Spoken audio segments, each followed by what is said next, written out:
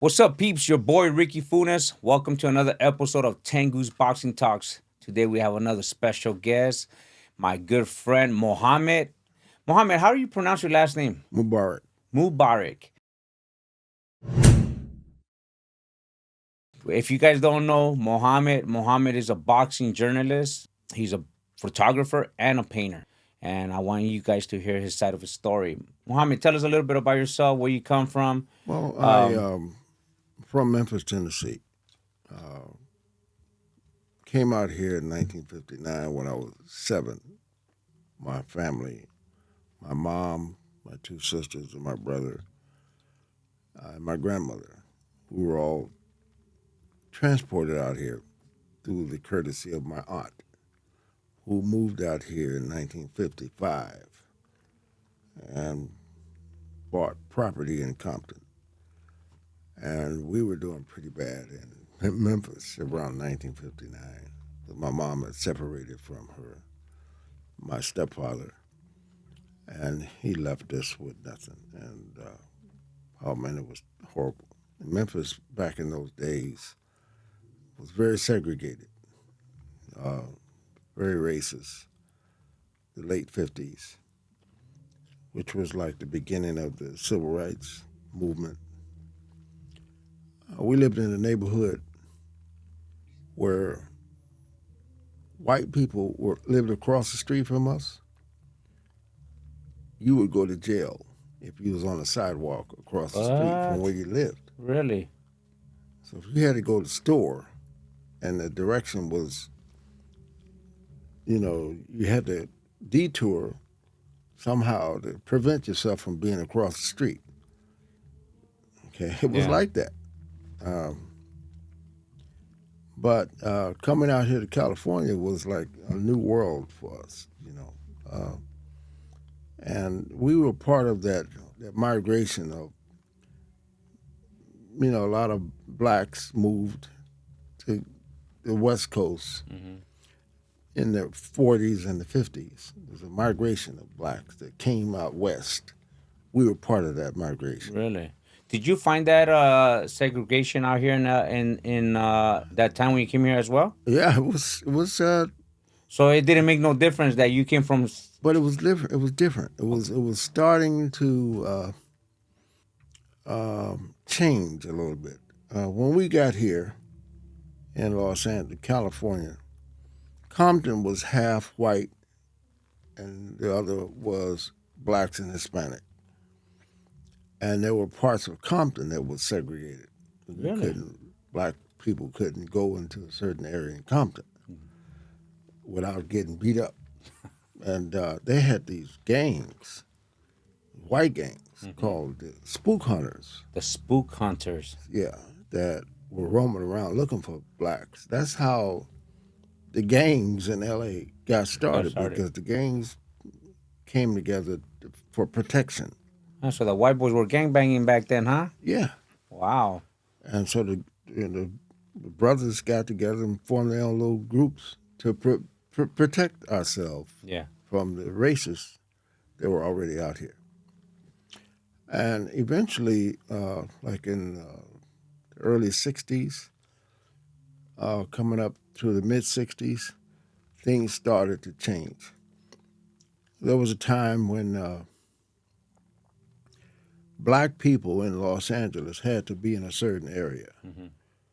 Everything south of the 10 freeway all the way over to Imperial Highway, and everything east of the 110 freeway to Alameda. Oh wow.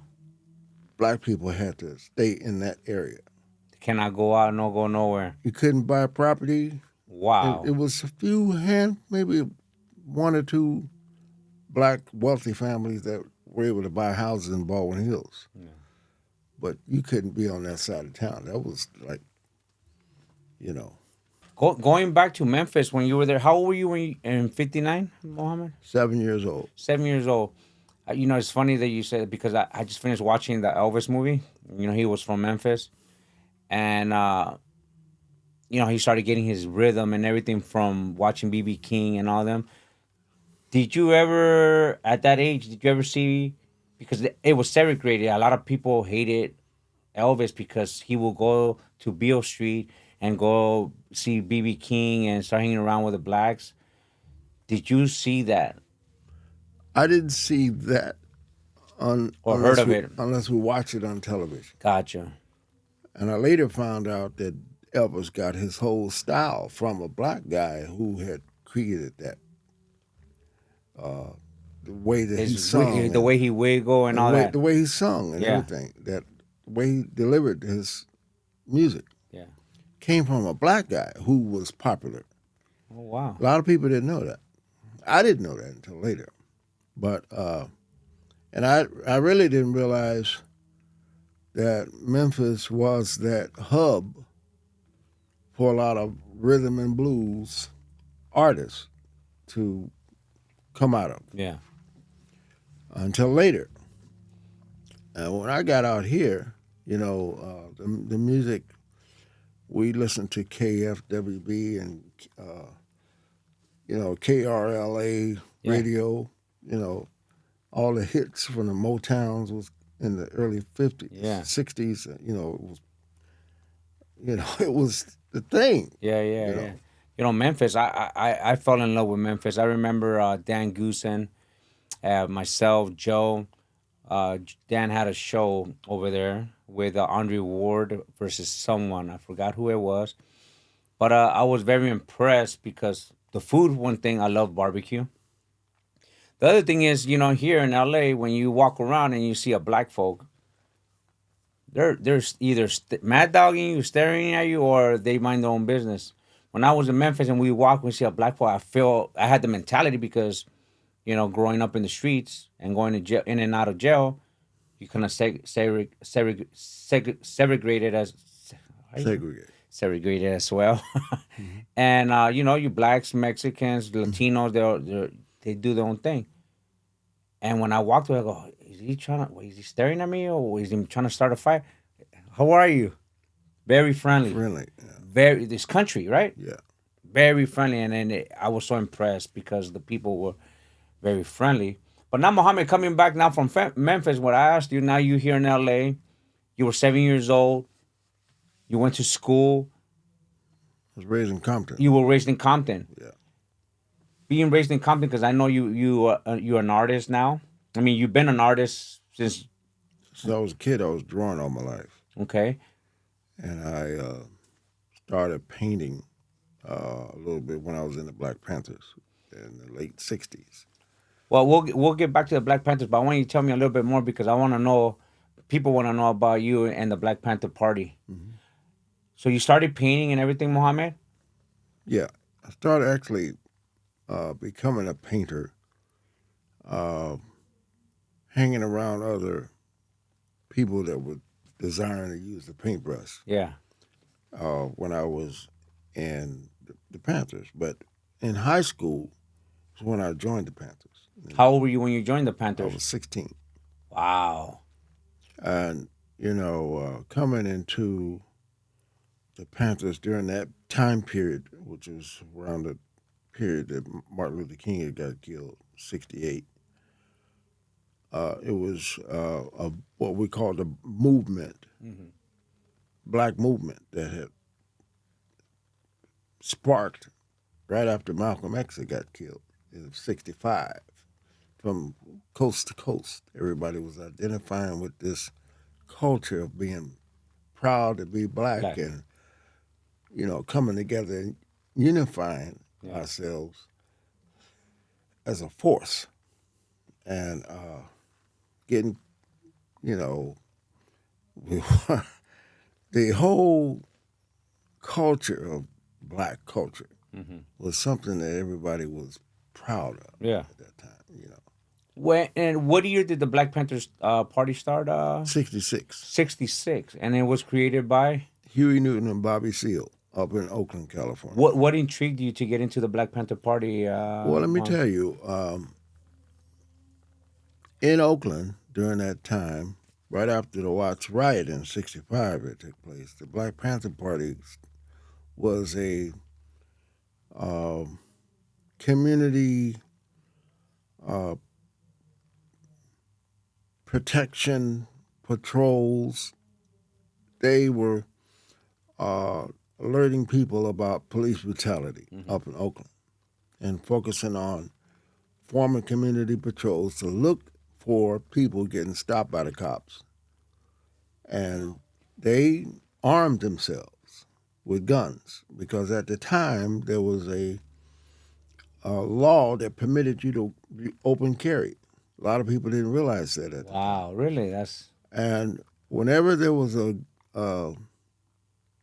black guy that got stopped by the cops, these community patrols would drive around looking to see who would get stopped. And they would pull up on the situation, get out their cars with their guns, and stand at a distance to let the police know we're watching you. And they would get intimidated by that, the cops. I'll bet they And the would. more and more that this would happen, the politicians, Started changing. they said, look, we can't have these guys out here like that. So they came up with this new law to prevent this open carry. You can't just do that no more. Wow. And the Panthers were protesting. There was this event that took place in Sacramento where they were going to pass this law. They were going to vote on the law that particular day, and the Panthers went up there to protest the law being changed. Mm-hmm. And they came up there with their guns. It was about 21 Panthers. Everybody wearing leather coats, and they had guns. And they walked into the state legislature to protest. The guns weren't armed. They weren't, didn't have no bullets in them. They just had them. They're just for show. Yeah. And, man, Ronald Reagan was having a press conference at the time. What? When they walked up. They were having a bunch of school kids wanting to get. They were surrounding Ronald Reagan. Mm-hmm. He was the governor at the time, and he was standing out in front of the Capitol when the Panthers came up there, and the news media was surrounding Ronald Reagan. When they saw the guys with these guns, they left Ronald Reagan to go over to interview these black guys with these guns to find out what's your position about this, and it really became a national story. Yeah. And it went all over the news, and newspapers showed these black guys, and this really motivated a lot of people to want to be Panthers because they saw this image of these black guys standing up to the man with these guns and leather coats. Crazy. That really sparked everybody. That's what made me want to be a Panther. So the people that don't know what the Panther Party is, can you elaborate a little bit what the Black Panther Party means? The Black Panther Party was a self-defense organization to defend the black community against police abuse and to represent black people in every area of discrimination and harassment, and they wanted to serve the community with programs to, enhance people with breakfast programs for kids before they go to school, medical clinics, and free medical attention and free clothing, providing services, as well as protecting them against the police. Wow. That's what the Black Panther Party was representing. That's what the Black Panther Party meant. That's what it was representing.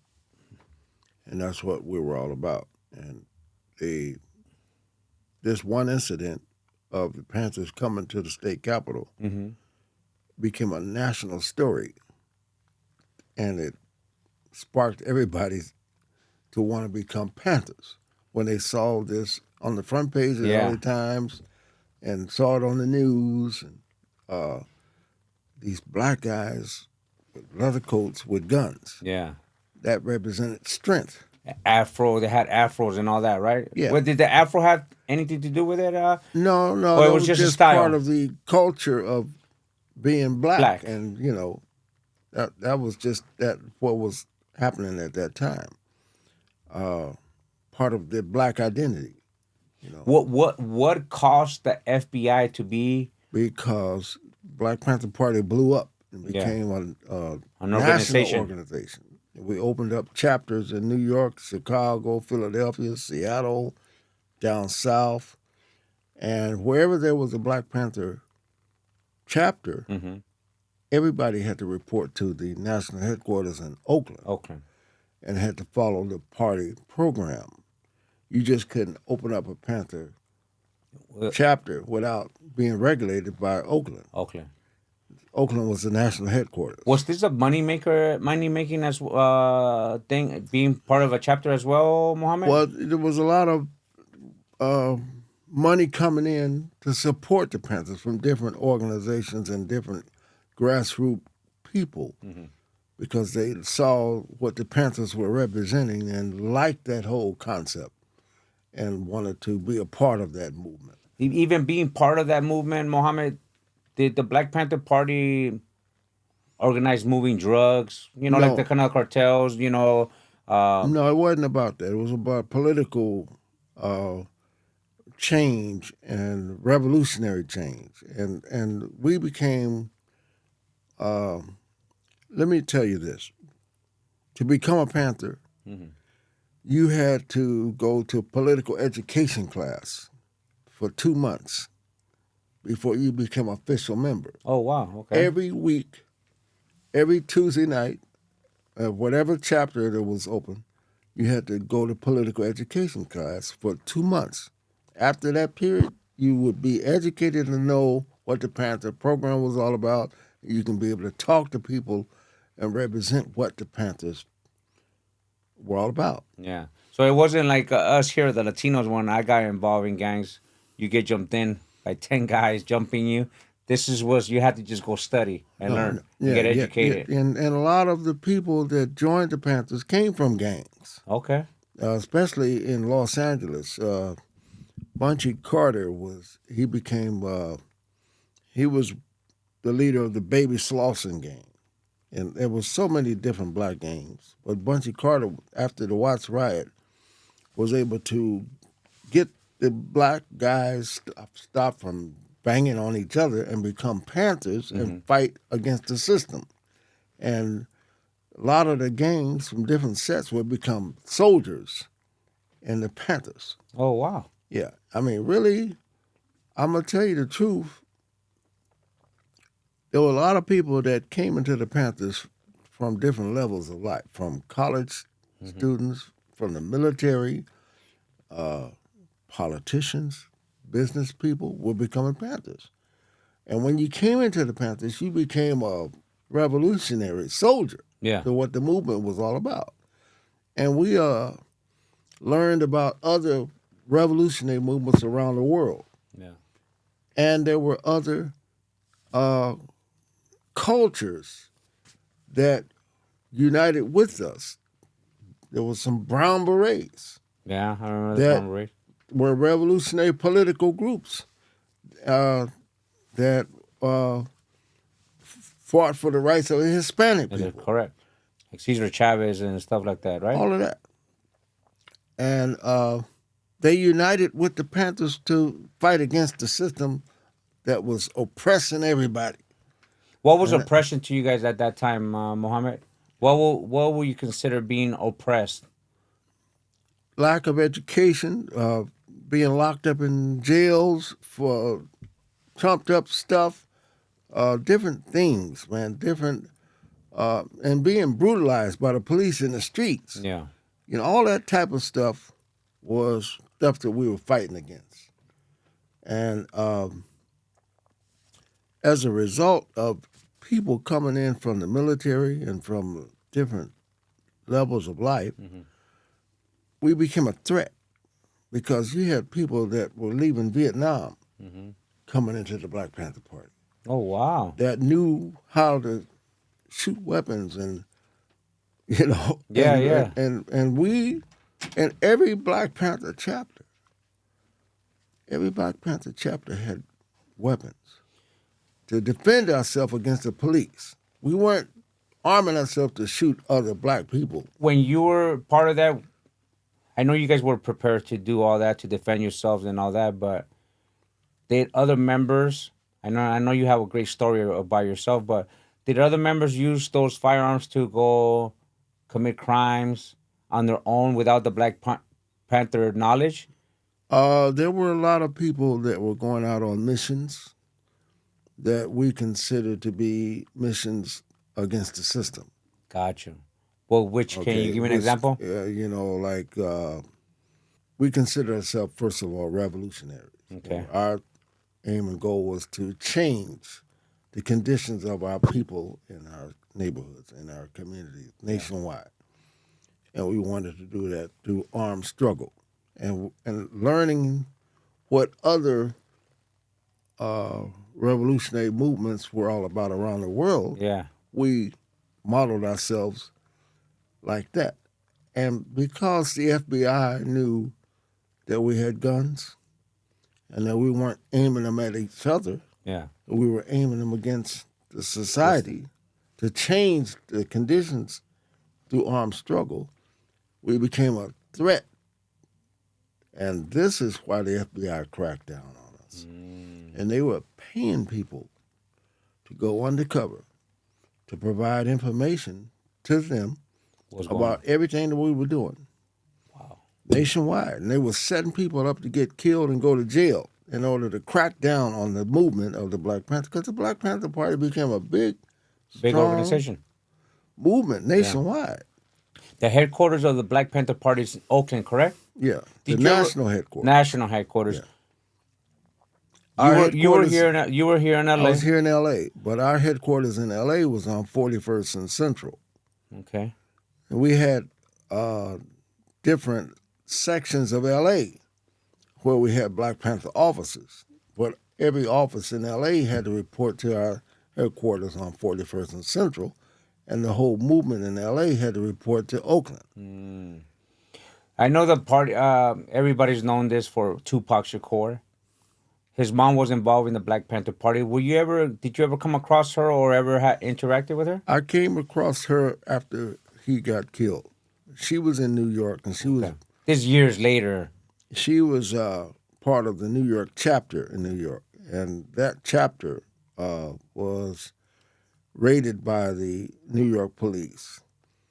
And 21 Panthers, she was one of them, got arrested for conspiracy to blow up the New York police precinct. Oh wow. Yeah. And they went on trial for about 2 years, and then eventually the whole case got thrown out. But she was part of what they called the New York 21. The New York 21. Yeah. And we heard about her even when I was a member of the party. We heard about all those people Yeah. because we had a newspaper. The Black Panther newspaper was a community news service that talked about everything that was going on in our local neighborhoods, and this also generated resources for us because we were selling the paper for like 25 cents. Yeah.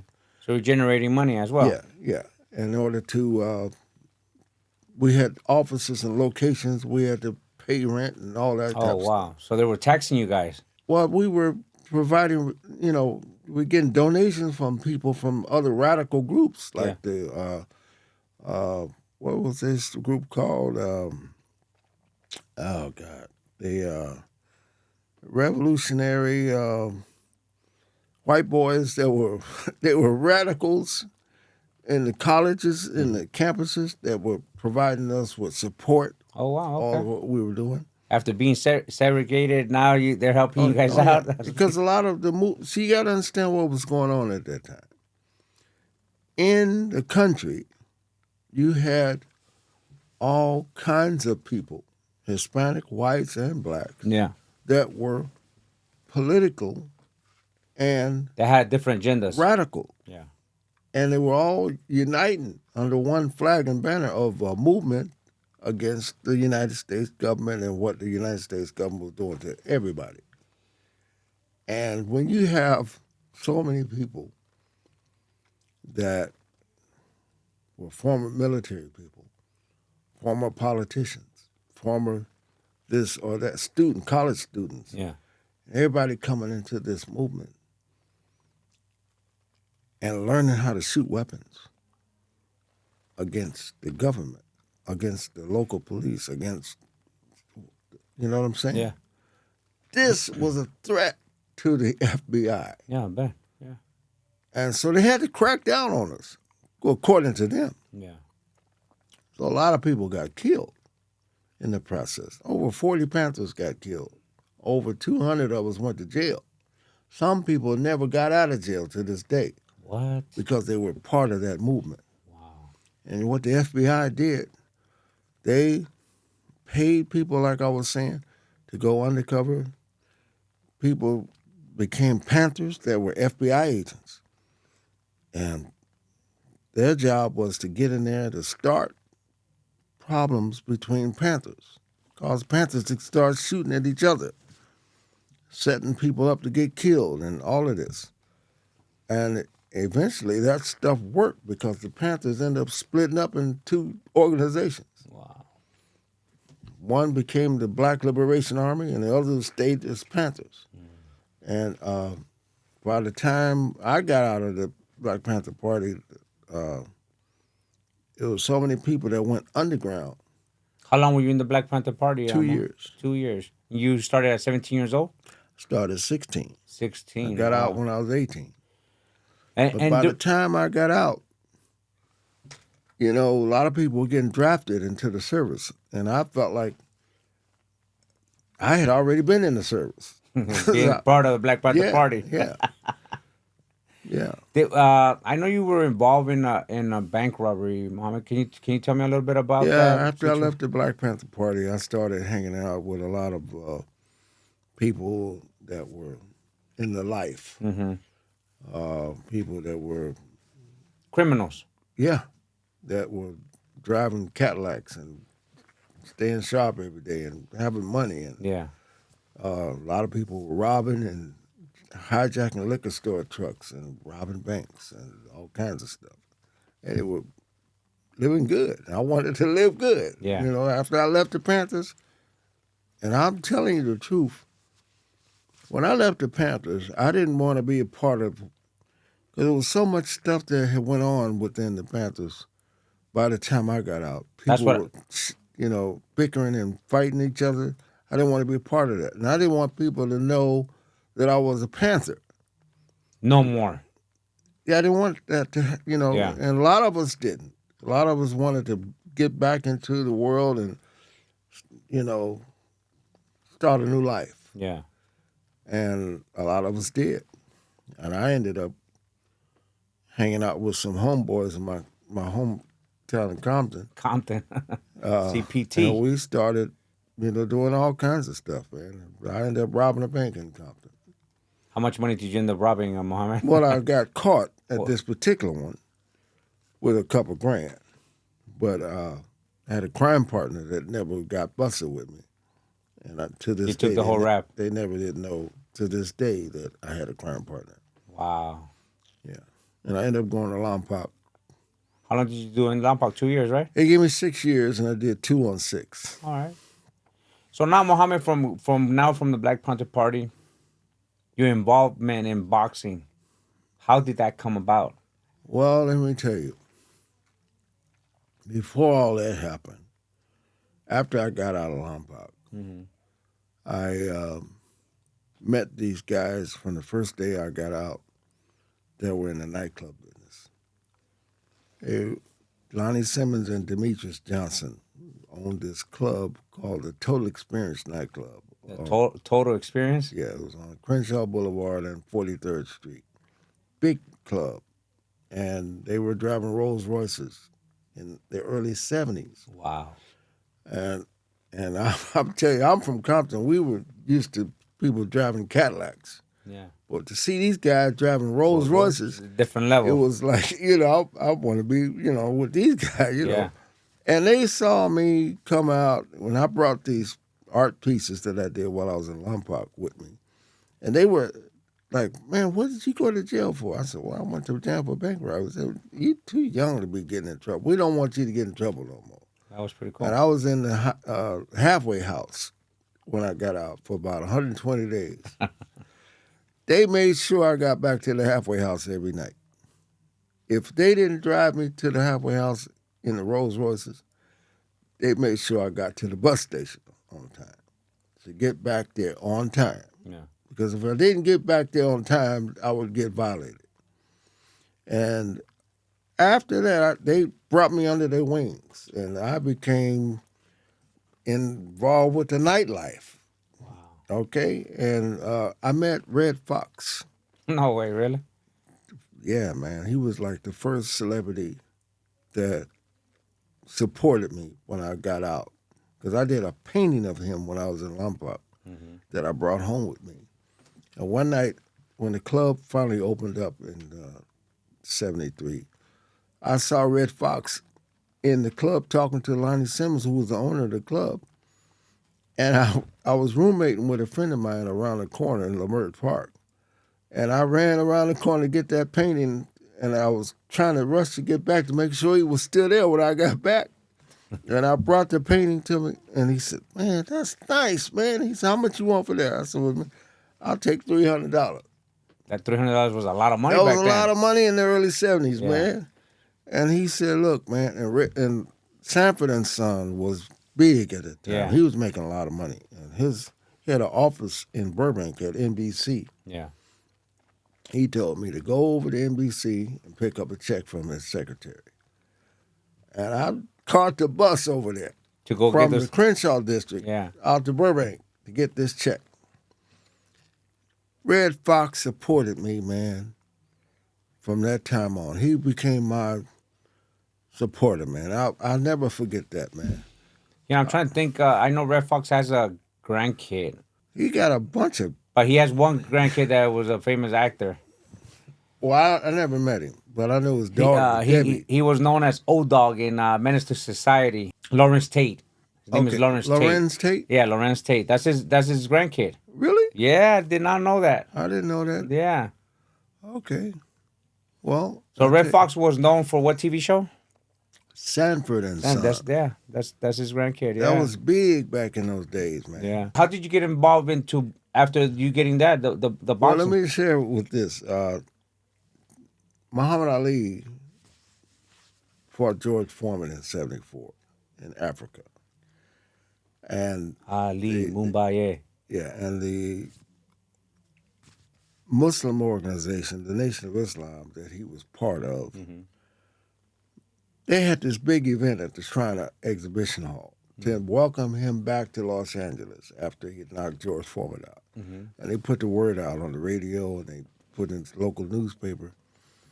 And I did this big painting of Muhammad Ali. I wanted to meet Ali.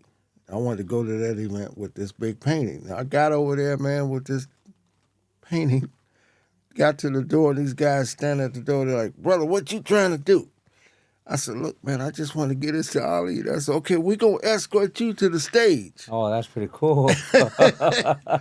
And man, I said, Lord have mercy. And, you know, Billy Paul had this hit out called Me and Mrs. Jones.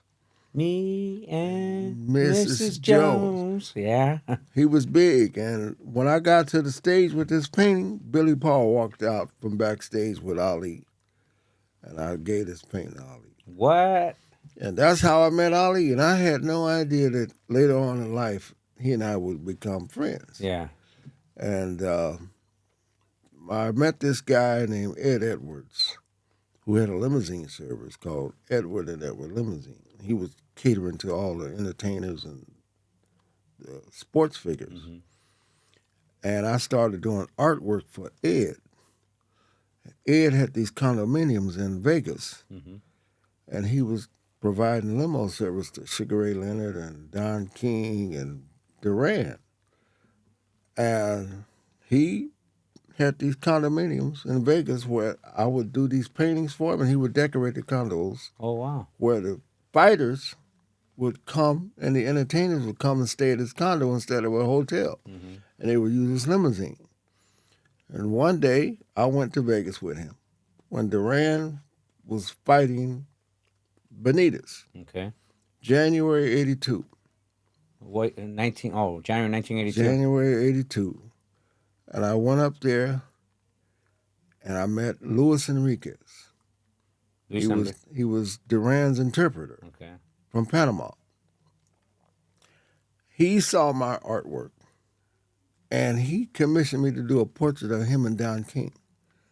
That's how I got started doing artwork for everybody in boxing, Wow. through him, through Ed Edwards, to meeting Luis Enriquez.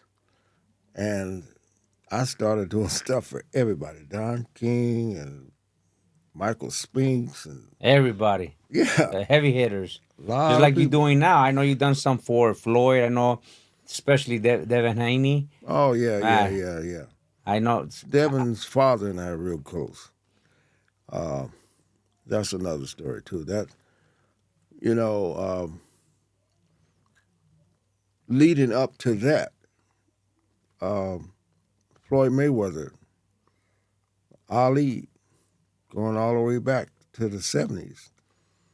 It's been a journey for me to, because I've been doing photography too, as you know. I started doing photography when I was in the Panthers. And a lot of times I would come to Vegas to these fights with my camera. Hmm. And I met this guy named A. Demetrius Brown, who had a commodities firm in the late 90s, early 2000s. And he started sponsoring Don King's fights. And he hired me to be his photographer. That's cool. And I was flying. This guy was a millionaire, billionaire. Hmm. Had 2 Learjets, and he had this company called CMX Sports and Entertainment. So every time Don King would do a fight, he would sponsor the fight, and he would fly me with him to every city to be with him.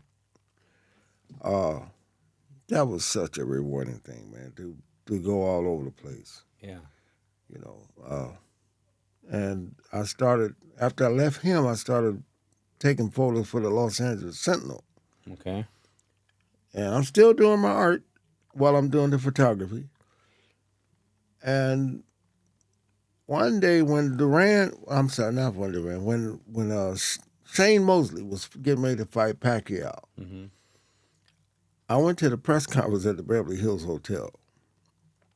I didn't have my camera. And I called the editor of the paper and I said, look, man, I'm here at the Press hotel for conference. this. And I said, would it be okay if I wrote a report about what's going on and submit it to you at the end of the day? He said, sure. That story hit the front page of the Sentinel. Really? And that's how I started writing. And I've been writing ever since for the last 27 years. 27 years. Yeah. What's the biggest newspaper you wrote for? Well, the LA Sentinel. That was one of the Yeah. biggest. And then I left the Sentinel and started writing for the Electronic Urban Report, which is who I write for now. Who are they? EURweb.com is a online black publication. Go to it deals with black politics, news, sports, entertainment, all about black folk. EURweb.com. Okay. So every fight now, I get credentialed for The that fights. publication. So going back to Muhammad Ali, what's the biggest moments that you had with Muhammad? Let me tell you,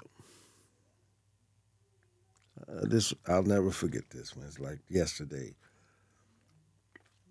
Don King promoted a fight, 2 heavyweight championships in one night at the Dunes Hotel called the Crown Affair. Michael Dokes and Mike Weaver, Mm-hmm. Larry Holmes and Tim Witherspoon. Ooh. They were fighting for the WBC title, and Dokes and Weaver were fighting for the WBA title. What year was this? This was in '83. Okay. And, man, I came up there and I had my easel, and I used to have this laboratory jacket that the doctors wear. I called myself the paint doctor. Like Freddie Pacheco was the fight doctor. Fight doctor. I called myself the paint doctor. So Don King had this ballroom set up at the Dunes Hotel for the fighters to train at. Mm-hmm.